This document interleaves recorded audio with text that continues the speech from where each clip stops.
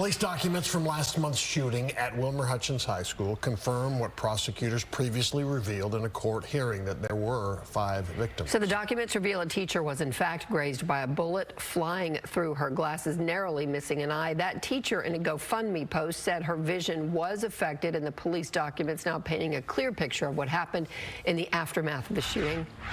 Fox 4's Casey Stiegel live in Dallas with an update. Casey. Yeah, guys, good evening. It's been a little more than 2 weeks now since those gunshots rang out inside Wilmer Hutchins High School. And tonight we're learning more information about a teacher who was hurt. And we know now that things could have gone very, very differently. The surveillance video from inside Wilmer Hutchins High School shows a chilling sequence of events on the afternoon of April 15th, as investigators say 17-year-old Tracy Haynes is seen moving through the hallways, shooting 4 male students. According to this newly released arrest warrant affidavit from the Dallas ISD Police Department, a 5th person was injured when a stray bullet entered a classroom and grazed a teacher on the right side of her face, inches away from her right eye. Geometry teacher Columbia Renix says in this GoFundMe post, the bullet went through her glasses. Renix elaborated in an interview with the Dallas Morning News, saying the impact blew the frames right off her face. She told the News she'd only worked at Wilmer Hutchins for half a year, returning to the job shortly after giving birth to her first child. Rennick says she is still breastfeeding and had gone into a room to clean her breast pump as the shooting broke out. Next, she says that's when a stray bullet punctured the wall and grazed her. The Dallas ISD affidavit says she was treated at the scene and released. In her online fundraiser, Ms. Renix writes, her vision wasn't the only thing affected, but, quote, we take it day by day to heal. Less than a week after the shooting, Tracy Haynes was in a Dallas courtroom where prosecutors tried to argue the crime was premeditated. Some of his relatives testified he was acting in self-defense, alleging gang members had been threatening he and his family. Tracy Haynes remains in the Dallas County Jail right back here tonight on $3.1 million bond. He is charged with 6 counts of aggravated assault mass shooting. As for the teacher, Columbia Renix, Fox 4 tried reaching her multiple times over the last 2 days to see if we could reach out to her for comment or get an interview to go more in depth about what she experienced, but we have not heard back from her. Steve, Heather. All right, Casey, thank you. A man tased by Dallas police 2 weeks ago before boarding a flight at Love Field is now demanding an apology. Investigators have given little information, but the man who was tased spoke publicly for the first time today, and Fox 4's Stephen Dial is live with more. Stephen. Michael Singleton is a chef in North Texas. He says that 2 plainclothes officers approached him talking about a drug search, and when officers tried to detain him, an officer mentioned a warrant, and then he was tased. Somebody take this! I didn't do nothing! On April 18th, multiple passengers at Love Field started recording when they saw Michael Singleton being detained at the gate area by Dallas police. In this video, you see 2 officers in uniform and 2 in plain clothes. Singleton can be heard loudly protesting during the struggle as an officer says he has a warrant. My name is Michael Singleton. Do you have a warrant? My name is, I got a traffic warrant. Seconds later, the officer tells the other officers to let Singleton go, and this is what happened next. Monday, Singleton talked to the media when advocates representing him called a news conference. His left arm in a sling, he says, from nerve damage caused by the airport incident. What I would like is an apology, first of all, that first and foremost. And I would like to know what are they going to do moving forward with this. Singleton's side of the story is that plainclothes officers approached him, saying that they were searching for drugs. This was after he passed through TSA security. He said the officers already knew his last name. You can hear him talking about drugs in the cell phone video. I have a traffic warrant for $500. That's fine. You're trying to... No, you said you have cocaine. I'm not a drug dealer. Police told us in a statement Singleton displayed defensive resistance by tensing his arms and refusing to place his arms behind his back. Dallas police policy allows the use of the taser in this situation to de-escalate an arrest to prevent injury to arrested persons and officers affecting the arrest. Singleton was transported to the city detention center and charged with his outstanding warrants. No other charges were added or pending at this time. Police did not specify what kind of warrants they had. Singleton says he was detained at the airport and released after paying a single $500 traffic warrant. I was like, can I pay for this right now, you know? And they didn't accept. They said I had to use cash. So I had to call my son to cash app him to get the cash, bring him up here and get me out. So I was there for about a couple of more hours, and then I was released. So as you saw in that video, his arm was in a sling. He was asked before he did not have his arm in a sling. He says that he has medical records to prove that he had nerve damage and said at times he needs to wear the sling. Guys. I want to clarify that, Stephen. So before the news conference, he wasn't wearing a sling, and to get the newscast underway, he added the sling. Is that a good description of how it went down? He was seen not wearing the sling before the news conference started. He put it on. He said he has pain at different times. He said likely later today he may take it off. So being transparent, at least, not denying it. Absolutely. All right, Stephen Dahl, thanks. A Collin County family says there is now a sense of peace after the woman who gave their son fentanyl was convicted of murder. It's the first conviction in Collin County under a new law aimed at targeting the people who deal the highly potent drug. Fox 4's Peyton Yeager reports. This McKinney mother has been following this case, and she's been waiting for this week, a conviction. Now this case could set precedent in Collin County as the DA's office continues to work more fentanyl murder cases. And my husband went to go check on him and found him. We thought he was asleep, but he wasn't. So, yeah, that was the worst day for sure. September 18th, 2023, Lindsay Poltz's son, Mitchell, was found dead from a fentanyl overdose. The 17-year-old McKinney High School student had a passion for sports, but behind the curtain, Mitchell was struggling with a drug addiction. To be honest, we didn't know what to do. We didn't know where to go. We didn't know how to get help. From counseling to inpatient facilities and outpatient facilities, the Poltzes tried to help. One day, Mitchell contacted 20-year-old Sienna Armour through Instagram and purchased what ended up being a lethal dose of fentanyl. Armour was later arrested and charged with murder. The stress has stopped. The constantly checking the status of the case has stopped. This week, Lindsay Poltz walked out of the Collin County Courthouse with a sense of peace. Armour pleaded guilty to murder, the first fentanyl murder conviction in Collin County under the new state law. Prosecutors can pursue the charge of murder when someone dies as a result of fentanyl distribution. Armour was sentenced to 25 years in prison. Poltz admits she hoped for more time, but the plea deal does remove some uncertainty. We didn't have to deal with a trial. We didn't have to deal with appeals or this being the first case. How is the jury even gonna look at it or think about it? Instead, one of the last things Armour heard before her time started was Poltz's impact statement in the courtroom. Poltz tells Fox 4 over the last year, the tone in her script changed from anger to showing more grace, hoping instead Mitchell's 17 years of life will be remembered.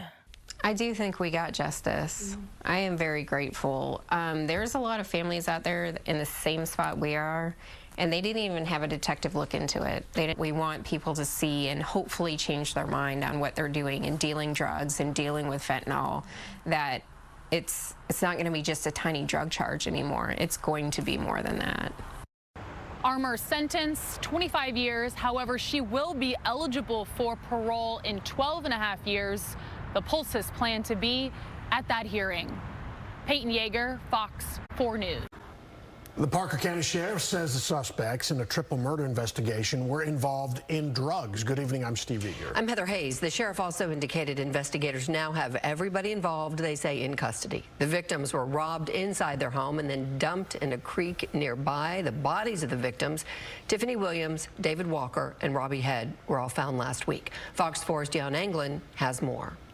Parker County Sheriff Russ Authier is speaking out about the triple murder investigation and the circumstances surrounding 3 arrested suspects. They either knew each other or knew of each other. Yes, it was, they've had dealings with each other. The victims' bodies were discovered on April 24th in a creek a mile from their home. They'd been declared missing several days earlier. Court documents say all had been shot inside the residence, then their bodies dumped. Tiffany Williams, her love interest, David Walker, and their acquaintance, Robbie Head, who was staying with them and, according to the sheriff, couch surfing. The 2 individuals, the 2 suspects, the main suspects that were charged with capital murder, they went to rob the other 2, the married couple. And then Mr. Head, who just happened to be, I think, the victim of circumstance, wrong place, wrong time, just got caught up in the robbery. I think their intentions were money and drugs. 27-year-old Trent McKnight and 19-year-old Barrett Copeland are charged with capital murder. 18-year-old Michael Morris is charged with tampering with evidence and abuse of a corpse.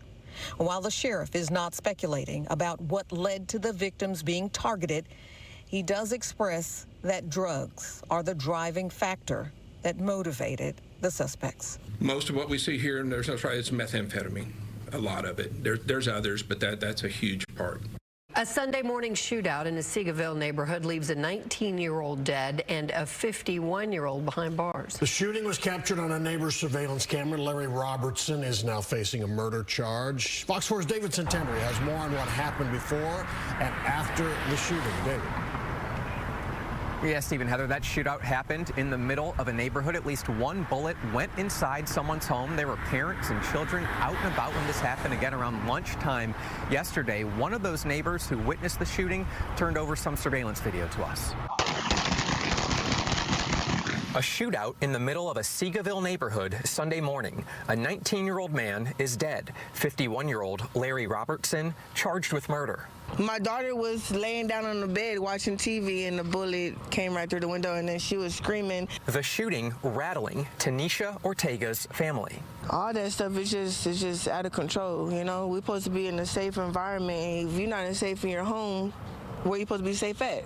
Surveillance video shared with police and obtained by Fox 4 reportedly shows Robertson driving a black Kia passenger car near the 19-year-old who's wearing a red sweatshirt. You hear words exchanged, then gunfire.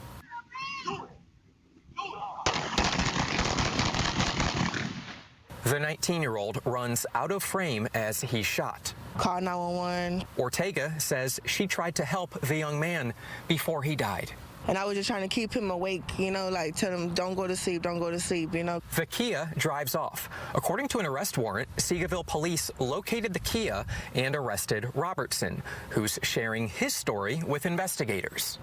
And as far as I know, he is being cooperative. According to the arrest affidavit, Robertson, who lives in the neighborhood, told police, "That dude came around my house. He had a pistol. He pointed it at me." Robertson's family later told police 2 males were seen on surveillance footage loitering around their home, and 1 knocked on their door. Robertson's family says he later went out looking for the 2. Footage shows Robertson return, then leave when he's clearly observed to be carrying a rifle. The department, however, believes the fatal shooting should have never happened. Bad things happen everywhere, but, you know, this is not the way to solve it. You know, gun violence never solves anything. While the affidavit mentions both Robertson and the 19-year-old exchanged gunfire, it does not specify who shot first. Both appear to display a weapon around the same time. No weapon was found on the 19-year-old, according to police records. It's unclear if someone else was with him out of view during the shooting. And then he just was gone just like that. Ortega, who says she watched the 19-year-old pass away, describes it as a haunting encounter. It just was like shocking. I don't even want to stay here no more. It's not safe, you know?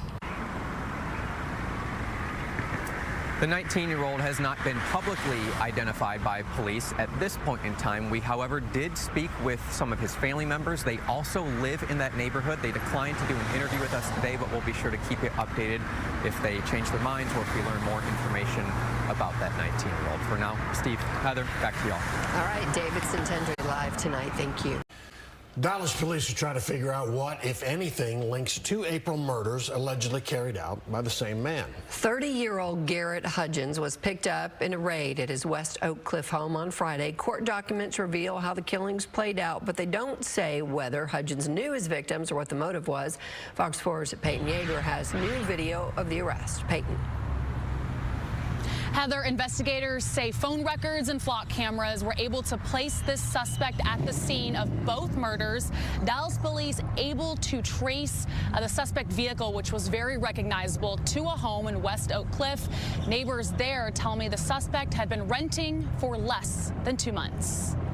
Monday, a piece of plywood is left where Dallas police forced entry at a West Oak Cliff home Friday afternoon to arrest a man now charged with 2 counts of murder. They arrested somebody. 30-year-old Garrett Hudgens with his hands behind his back after officers executed a search warrant off El Tivoli Drive. Dallas's new police chief Daniel Como was on scene for the takedown while neighbors watched their street swarmed with law enforcement. These are detectives, I'm pretty sure. Those Dallas detectives say they were able to link Hudgens to 2 April murders. One of the victims, an elderly man in a wheelchair, shot and killed outside Fair Park 4:30 a.m. last Wednesday. The victim identified as 71-year-old Percy Howard. New details from an arrest warrant affidavit Fox 4 obtained say surveillance video captured a black Tahoe with a broken headlight taking off. A .45 caliber shell casing from the Fair Park scene was linked to a murder case from earlier this month. I don't know what happened over there. On April 4th, just after 6 a.m., officers responded to a shooting off Cockrell Hill Drive. 51-year-old Jimmy Walker was found shot to death outside the Park Hill apartment complex. An arrest affidavit states a black Tahoe with a headlight out pulled into a nearby warehouse parking lot. As the victim walks by, surveillance video shows the suspected shooter get out of the Tahoe, follow the victim on foot, and then open fire. The black Tahoe then drives away. Dallas police did not release a motive in either case, but did say they're still investigating if these murders were at random or if the suspect knew the victims. Hudgens remains in the Dallas County Jail this evening. His bond is set at $2 million. And we also checked Hudgens' criminal history, and we only could find a couple of drug convictions, so no history of violence. Heather? All right, Peyton Yeager live for us tonight. Thanks, Peyton. It has been 9 years since a man tried to stab his girlfriend to death in White Settlement. She survived. The case was featured on a national crime show. Now, White Settlement police have turned to Fox 4's Sean Rabb and tracked down. We are in White Settlement. This is Detective Giovanni Ramirez. We're talking about a case that's 9 years old, happened in 2016. It was featured on America's Most Wanted a year ago, but you didn't get who you were looking for. Who are you looking for? We're looking for Mr. Cesar Collin. In November of 2016, he stabbed his girlfriend over 5-6 times and caused obviously serious injuries to her. Fortunately, she did live. Thankful to our officers that were on scene and were able to do medical aid on her. Now, this was partially recorded. The call came in about the 8300 block of Whitney, and it was an open 911 call. So our officers started searching the area and started hearing not only their sirens, but the young lady yelling for help. White Settlement 911. So using that open line of 911, they were able to locate her about 4 houses down from where she lives. Tell me about your suspect, the person you were looking for. So Mr. Cesar Collin, he's been in the, living here for several years in the state of Texas, and we believe he's still living here. Just from the tips we have gotten in the past that didn't come to anything, but we still believe he's in the area. This was on America's Most Wanted, February 2024, but no good information came in there. Correct. We did not receive any solid tips of his whereabouts, so we're hoping we can absolutely track him down in the area. What is it you need? I need anybody to contact me or the police department at 817-246-4973 or to our investigator email, investigators@wspd.us, and let us know if you look familiar or if you've seen them. Any tip is a good tip. That way we can do a follow-up. What bothers you about this case, Detective Ramirez? That this man is still walking around after having these injuries to somebody who he loved, and for all we know, he might be married now, he might have kids, or might be in a relationship with somebody else. So just the fact that somebody else might be in danger as well.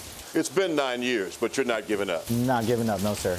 It could change with trackdown. Yes, sir, it can. All right, you've seen his images. Take another look at the man they're looking for, Cesar Collin. Get at White Settlement Police. Get at the detectives, the investigators, the number, the email. But help find this man on the run for a crime he committed 9 years ago. And you can also watch past trackdown stories and maybe help solve a crime. Go to the Fox 4 YouTube page, youtube.com/Fox 4 News. 2 men are dead after a 3-vehicle crash in Mesquite. Police say the suspect who caused that crash was intoxicated. The crash happened late Tuesday night, Highway 80, just east of 635. Police say the driver, now facing intoxication manslaughter charges, hit another car, which then crashed into a motorcycle. Fox 4's Peyton Yeager spoke with a man who witnessed all of it. Peyton. Stephen, Heather, and prior to the crash, drivers on Highway 80 were already calling 911, saying the suspect was speeding and tailgating people, showing no concern to people possibly driving home from work. It was 6:30 p.m. Tuesday evening. One witness I spoke with pulled over to try to help the 2 men who were pronounced dead on scene. It was just the most erratic, reckless driving I'd ever seen. It scared me. Like, that's how I knew what kind of car it was, because when it passed by, I'm like, oh my gosh, these people could have ran me off the road. Like, it was that bad. JJ Tarno replaying those terrifying moments Tuesday evening on Highway 80 in Mesquite. Police say 46-year-old Kevin Jackson was behind the wheel of his Audi SUV, weaving in and out of eastbound rush hour traffic. Witnesses later told investigators Jackson was driving at speeds of 80 to 90 miles per hour. And I see him cut across, and here goes another car into the guardrail, and I'm like, oh my goodness. So I called 911 right away. Police say Jackson's Audi SUV clipped the back of a Toyota RAV4, causing it to flip over the median into oncoming traffic and collide with a motorcycle. The driver of the Toyota, 64-year-old Mark Bryant of Dallas, and the man on the motorcycle, 61-year-old Brian Robinson, were both killed. Robinson's family provided Fox 4 this photo. They bang out the glass. We look inside, and there's a whole motorcycle inside the car. Meanwhile, Mesquite police spotted Jackson sitting on the median wall. Investigators say his breath smelled like alcohol and his eyes were bloodshot and watery. According to an arrest warrant affidavit Fox 4 obtained on Thursday, officers described Jackson's actions as carefree and unfazed during the interview as chaos was unraveling around him, including people crying and wailing. Jackson told police prior to the crash he did pull over due to an argument with his girlfriend over the phone. He later admitted he had 2 glasses of wine 2 hours earlier. On scene, Jackson failed multiple sobriety tests. At the hospital, police say Jackson denied causing the crash and claimed there was already a crash in the westbound lanes of Highway 80. The interview ended. Jackson was booked into the Dallas County Jail on 2 counts of intoxication manslaughter. And at the hospital, Jackson did provide a blood sample. Those results have not been released yet. His bond is set at $2 million. Steve?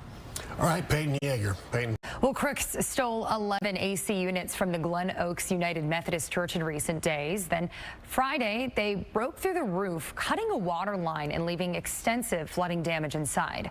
Fox 4's Sean Rabb joins us in the newsroom with that story. Sean? Hannah, the Glen Oaks United Methodist Church has been at 4606 South Polk Street in Oak Cliff 68 years. Nothing like this until the middle of April. Targeted by thieves multiple times. Glen Oaks United Methodist Church partners with nonprofits helping others. That's part of their ministry. a ministry that continues despite what's happened to the church. See, it was mounted here. Pastor Anelda Crawford describing how thieves broke into a secure area, stealing 3 air conditioners at the front of the church. It happened about April 15th, likely between midnight and 2 a.m. They cut this portion right here, jumped in, well, folded this back once it was cut, and jumped in. Days later, back again, taking more units from the church. They cut the gray part and take it out, and they took the fans, anything they think they can salvage at the scrapyard. Despite being in cages and behind brick walls, the crooks hit the church a 3rd time, eventually taking all 11 AC units since the middle of the month. That's what they did in every unit.